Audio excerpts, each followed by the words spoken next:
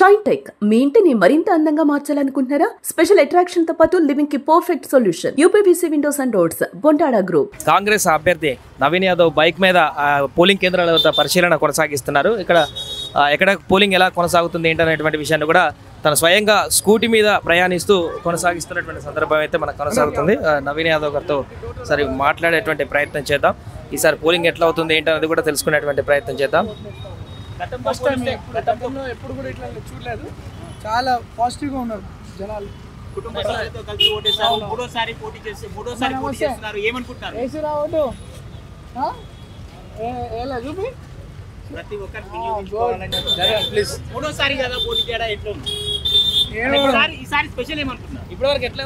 ఈసారి గెలుపు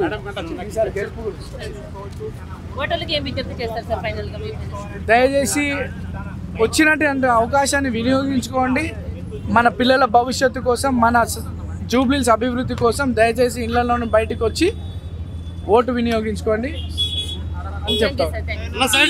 ప్రజలందరూ కూడా ఓటేసారా లేదా అడుగుతూ వెళ్తున్నటువంటి సిచ్యువేషన్ అయితే మనం చూస్తున్నాం. స్కూటీ మీద కాంగ్రెస్ అభ్యర్థి, జూబ్లీస్ కాంగ్రెస్ అభ్యర్థి నవీన్ కుమార్ యాదవ్ చేస్తున్నటువంటి ప్రయాణం ఇది. పోలింగ్ అందరూ ఎక్కడెక్కడ అన్ని పోలింగ్ బూత్లలో ఏ రకంగా కొనసాగుతుంది, ఏ విధంగా ఈ పోలింగ్ సరళి కొనసాగుతుంది, ఇంకా ఎవరెవరు ఓటు వేసారా లేదా అని కూడా ప్రజలని వాకప్ చేస్తున్నటువంటి పరిస్థితి కూడా కొనసాగుతున్నటువంటి సందర్భాన్ని మనం చూస్తున్నాం. నవీన్ కుమార్ యాదవ్ గారు ఈ యొక్క పోలింగ్ స్టేషన్ నుంచి ప్రయాణాన్ని కొనసాగిస్తున్నటువంటి పరిస్థితులు మనం చూస్తున్నాం. పూర్తిగా ఈసారి పోలింగ్ మంచిగా కొనసాగుతుంది. అన్ని పోలింగ్ కేంద్రాల వద్ద కూడా ప్రజలు మంచి ఉత్సాహాన్ని చూపిస్తున్నారు.